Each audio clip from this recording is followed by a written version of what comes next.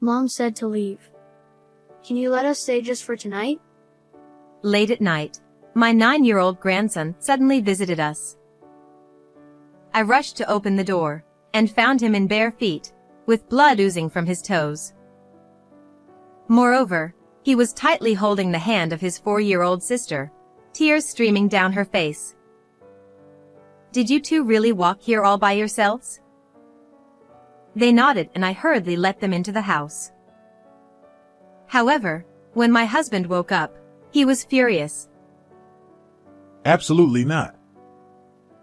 The terrifying expression on his face made the grandchildren burst into tears, leaving me bewildered. They should have been allowed to stay for just one night. After that, I couldn't believe my eyes at the action my husband took. I'm Margaret, a 63-year-old homemaker living with my husband Patrick, who is 2 years older. He worked as a high school teacher until he retired at 60. Our 2 children were married and independent. Our daughter Laura lived in a nearby apartment, and our son Richard lived in the neighboring town. Victoria, the wife of our eldest son, is stunningly beautiful with translucent white skin, and even women would flutter if she looked at them with those big eyes. She was an ideal daughter-in-law as long as she remained silent. However, she had an incredibly bad mouth.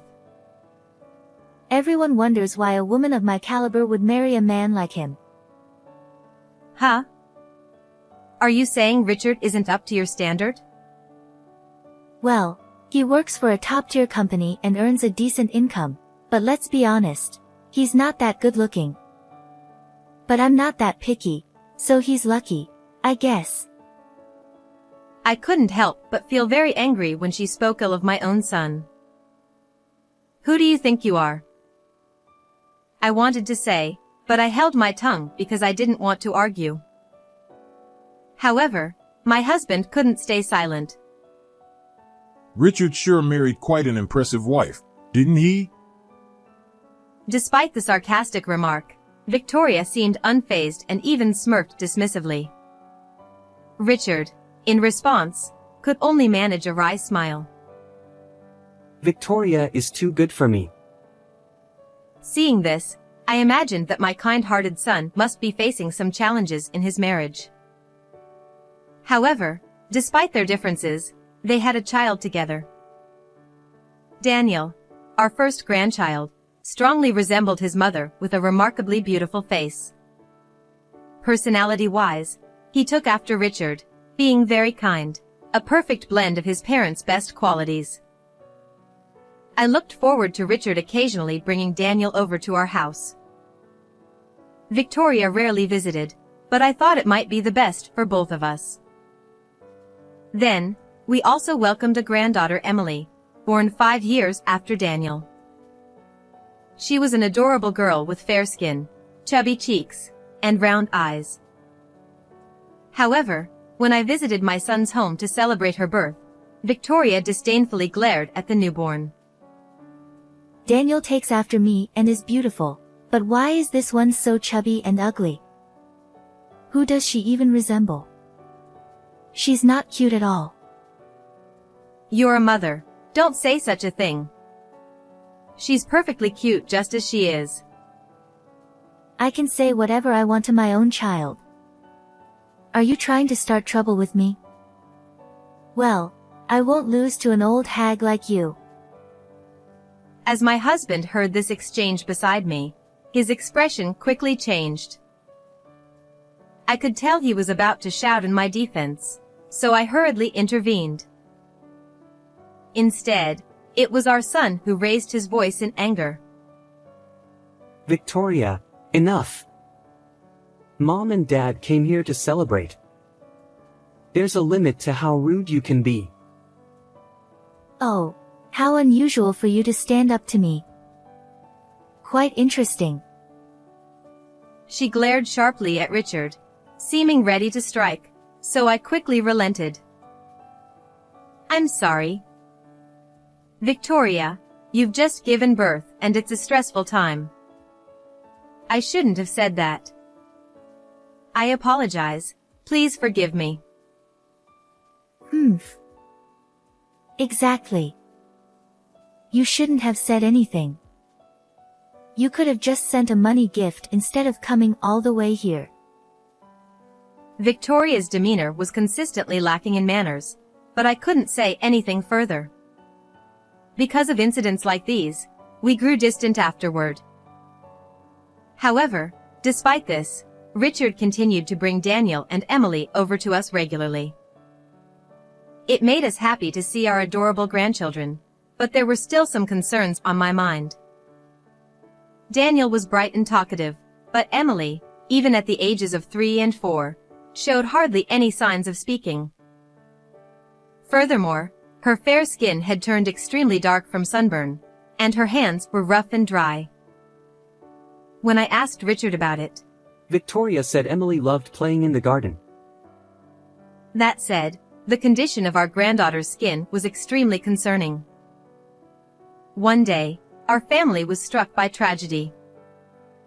My son Richard suddenly passed away. He fell from the stairs of a pedestrian bridge during his commute and was transported by ambulance. After being transported to the hospital, he received intensive treatment, but unfortunately, he didn't make it. I was in such shock that I couldn't even stand up.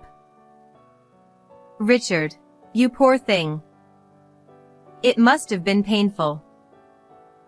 Daddy, Daddy. What's wrong? Wake up. Wake up. Daniel cried uncontrollably, while Emily remained expressionless, biting her lip.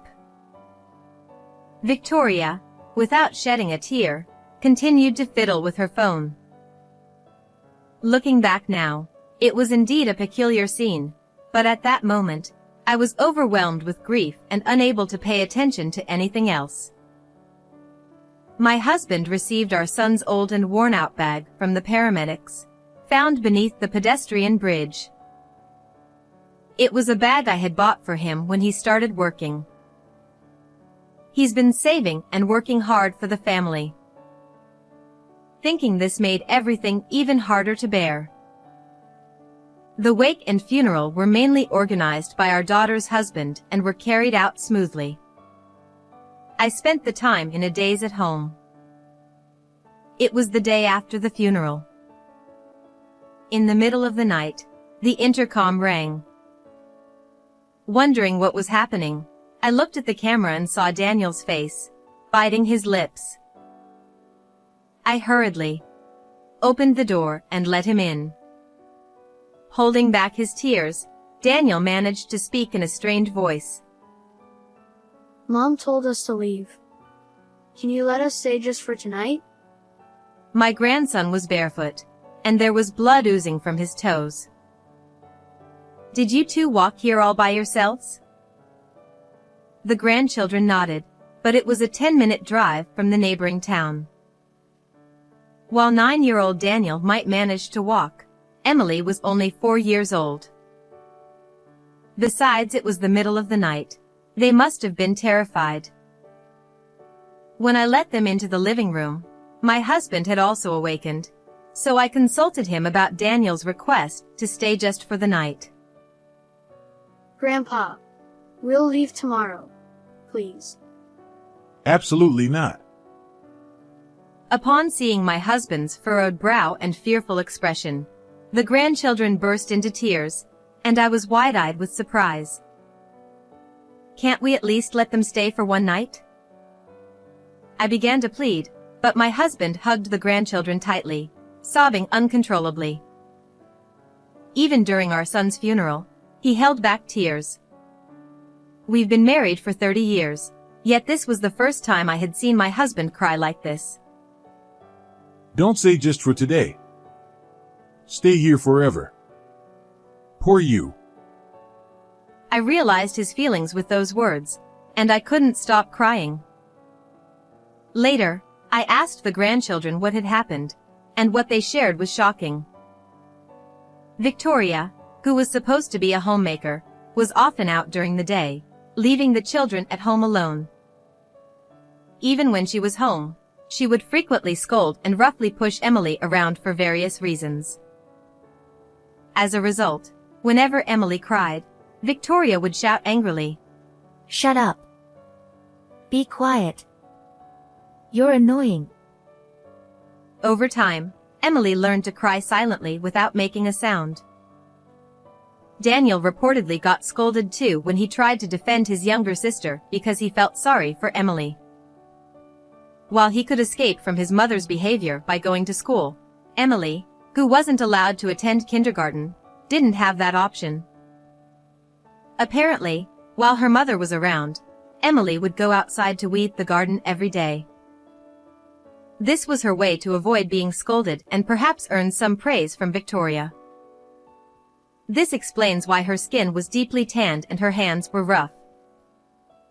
Emily's inability to speak might stem from a fear of being scolded.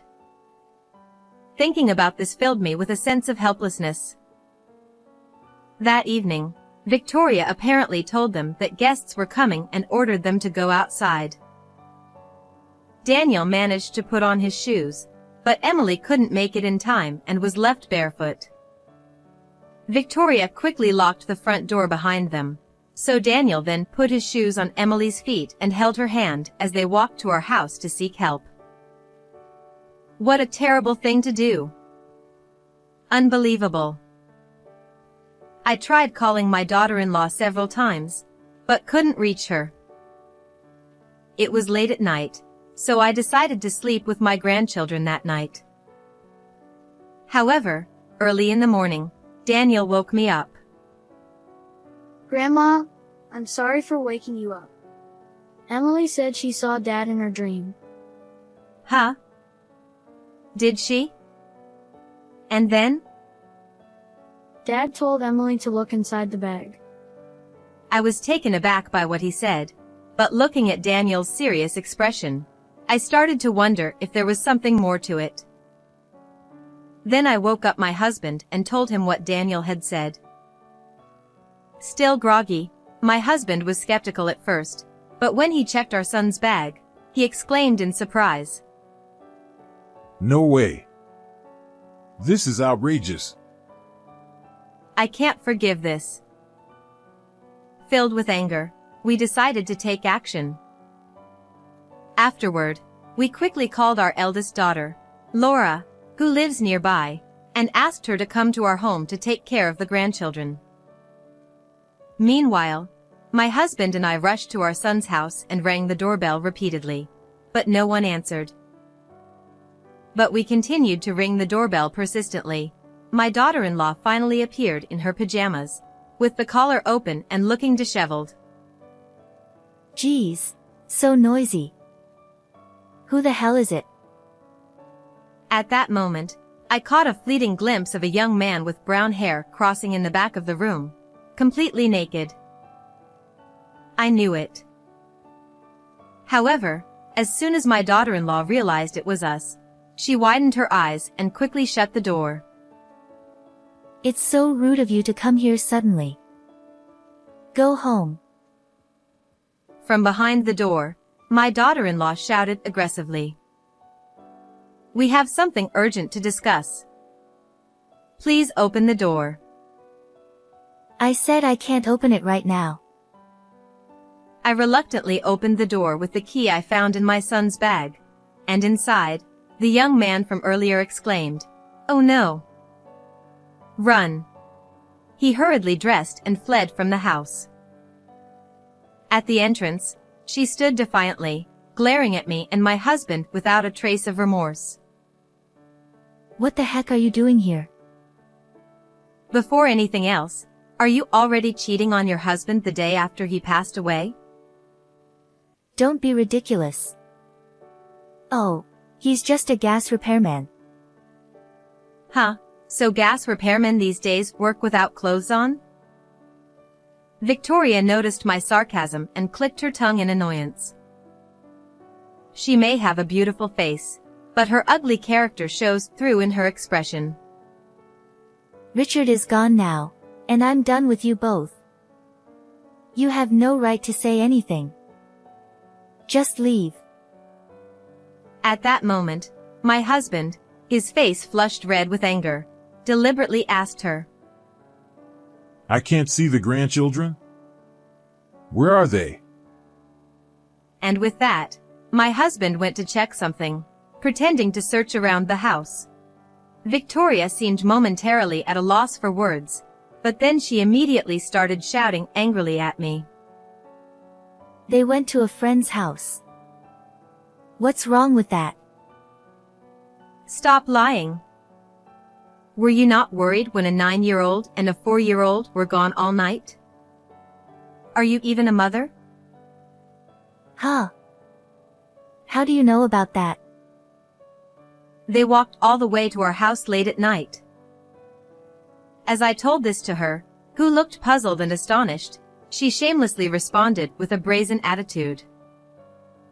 Our daughter isn't cute at all, and the son I raised lovingly rebels against me. I don't need those brats. You can take them, but give me money. I want $100,000. It's not much, right? She truly was the worst kind of woman. I felt boiling anger at the thought that my son and grandchildren had suffered because of such a woman. Too bad. You can't spend money behind bars. I've recorded our entire conversation. Huh. You're so naive. I'll be released soon enough just for being a little harsh with the children. It's not just about the children. You do realize that taking someone's life is a serious crime, don't you? And there's evidence. Actually, there was Richard's diary in the bag. And from Victoria's frequent outings, he suspected she was having an affair. On top of that, there was a report from a detective Richard had hired for investigation. According to it, indeed, his wife was cheating with a young man she had met at a pub. The same man who fled from the house. Additionally, the diary also mentioned, "I've been feeling my life is in danger." It seems Richard had experienced several incidents where he narrowly avoided accidents, such as almost being hit by a car while walking or nearly being pushed onto train tracks while on a platform. He suspected his wife was targeting him, and he had taken precautions and was preparing for divorce. That might prove my affair, but it doesn't prove I killed Richard. It's just the ramblings of old people. The police have more important things to do. Can you still say that after hearing this? As I argued with Victoria, my husband appeared holding a surveillance camera he had found. The day before Richard passed away, he had installed a surveillance camera in the living room, as noted in his diary. Upon playing the recording, there was a conversation between his wife and the young man. It went well this time. I pushed your husband hard down the stairs. Thank you. Now we'll get a hefty life insurance payout. Victoria turned pale, her lips trembling uncontrollably. I just said that as a joke. How far can you go with your lies? I'll bring all the evidence to the police and request a reinvestigation. Your affair partner might spill everything about you during questioning. But... Oh, by the way, Laura mentioned something like this. The place where Richard fell is a busy pedestrian bridge, and many cars nowadays have cameras installed. Laura suggested spreading the word on social media to see if there were any witnesses at that time. Victoria's eyes widened, and she looked visibly shaken, placing a hand over her mouth. However, she quickly changed her tone and began to apologize. I'm sorry. I was threatened by that man. I'll give you half of the $100,000 life insurance payout if you overlook this. Excuse me? You're not the beneficiary. That can't be true. We made each other beneficiaries when we got married. I told her that according to Richard's diary, the beneficiary had been changed from her to Daniel already. Richard had set up a trust system that allowed his children to receive the benefits once they reached a certain age, regardless of their current age. That's ridiculous. It was a plan to get a large sum of money. She collapsed on the spot, crying and screaming like a child, utterly miserable. We watched her coldly in silence. Afterward, both were arrested. Taking someone's life is a serious crime, and they are unlikely to be free for a long time. Even if they were to leave prison, no one would want anything to do with them. Currently, my grandchildren live with me. In fact, my daughter and her husband also live with us, supporting us, and they lovingly care for the two children as if they were their own. Emily, who used to be quiet, has started to open up and gradually began to talk more. I am determined to stay strong and see these children's happiness through until the end.